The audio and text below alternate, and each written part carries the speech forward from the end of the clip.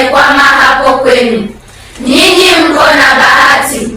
But we are here to advise you. Habari zenu? Nini imefanyika huko ndani?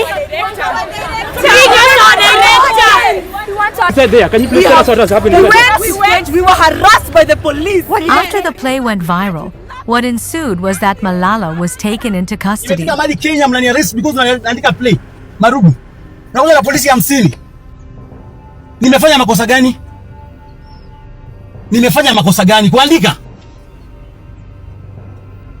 You are arresting me because of writing a play. What offense have I committed? Alive. What mistake have I committed? Tell me, Marubu. When this yayo? Niambie. This yayo, mnatumika ku arrest mtu ameandika play. He was the playwright of the controversial play. His detention resulted in protests from the Butere girls drama team, who refused to perform the play until their director was released. So we got in there, we sang the national anthem, and we said we are not performing. Yes, without our rights. We are just mere high school children. What is happening? What is happening? We want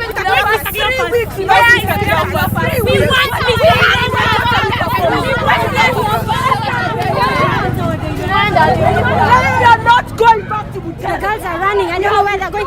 Guys! The girls are running. I don't know what's happening.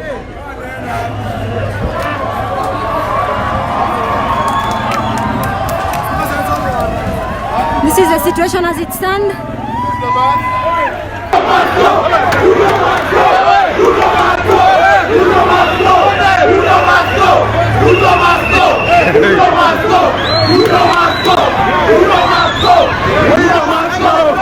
But what exactly is the play about? Online community KE exclusively obtained the official play, and a quick look at it shows why it has been subjected to so much resistance and controversy.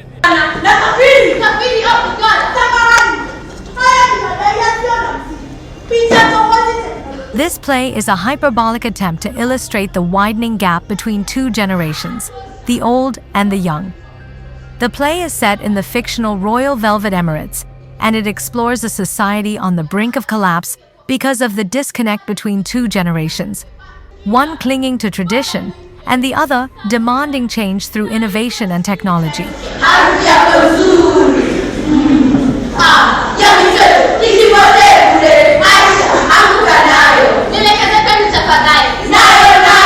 Though fictitious, the themes and dialogues in the play hit close to home, drawing strong parallels to Kenya's own political and social dynamics.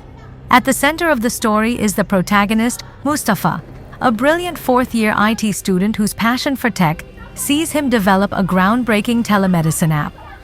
His innovation is initially commended by the ruling sultan, but Mustafa's fortunes turn after his past social media posts criticizing the government emerge. Mustafa is supported by other characters, including Mustafa's mother, who appears as a supportive and concerned parent who consistently advocates for the rights of her son, including his freedom.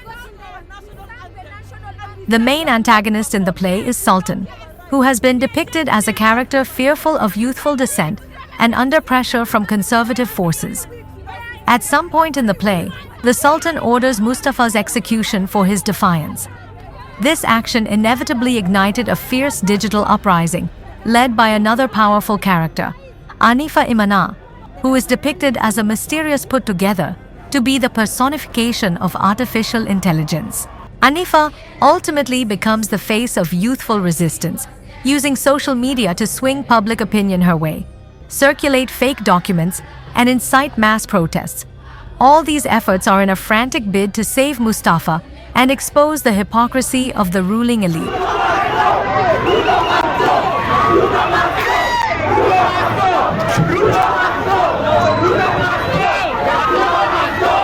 Another supporting character is a police officer, who we later learn in the play is Anifa's father. He is initially apprehensive about Mustafa, but after he is negatively affected by Sultan's regime, he comes around and resigns from his position.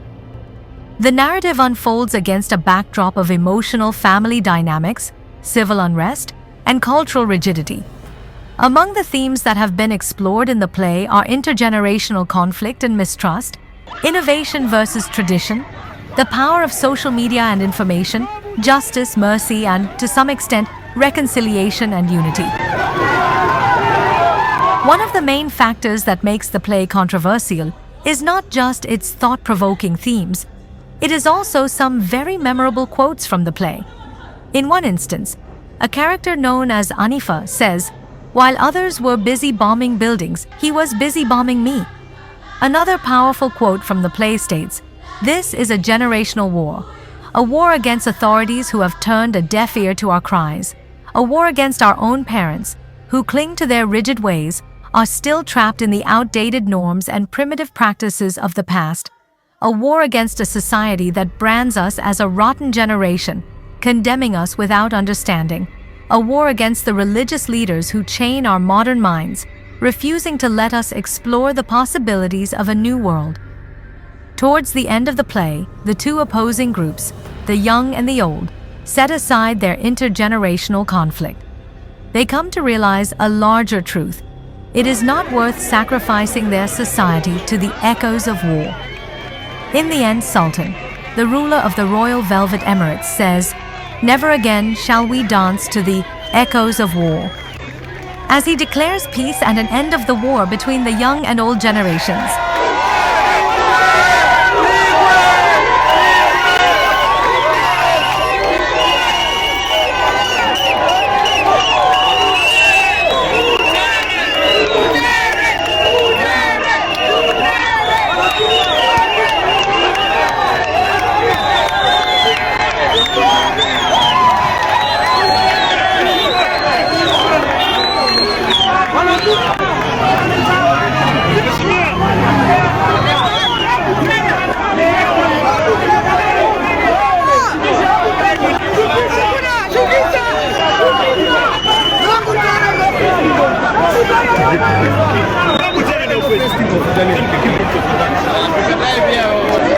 Oh Mariamu.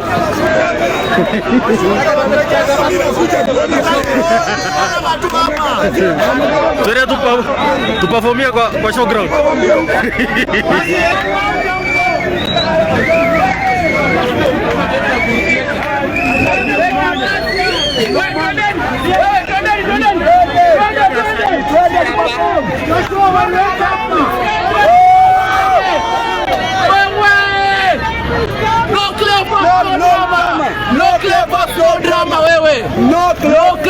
No drama. Kieleweke. Ai, kieleweke bwana. Mgeni marisasi mkitaka. Wewe!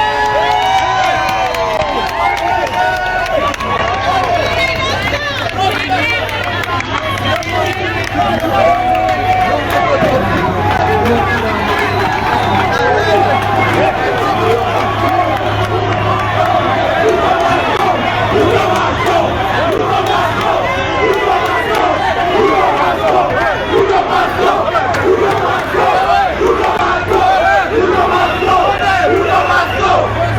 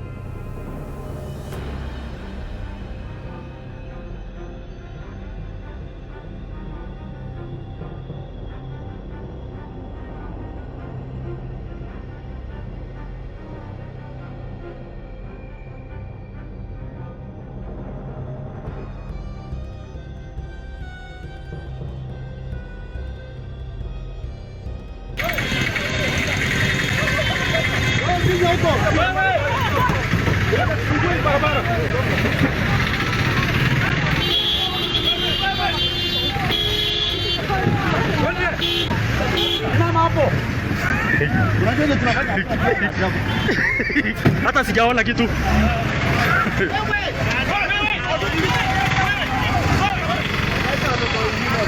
Wameacha wengine.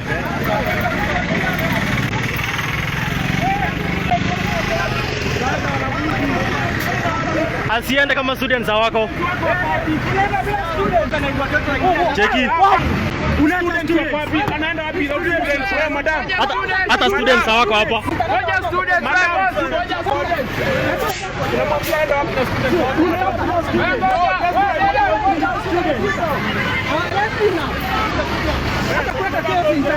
Unaacha students aje sasa? Hapo enda.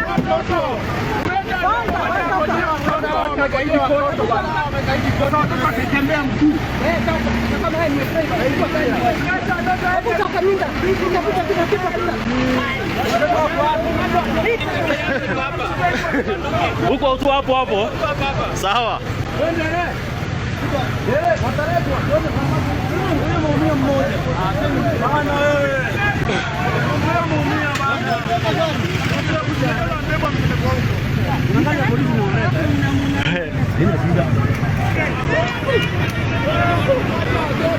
Amegongwa ama?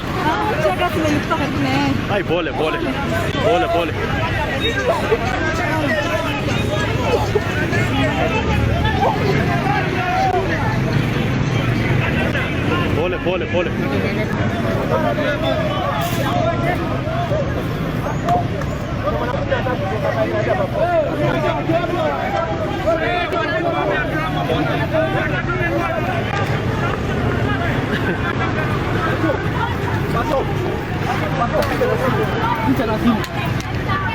Hapo wako sawa.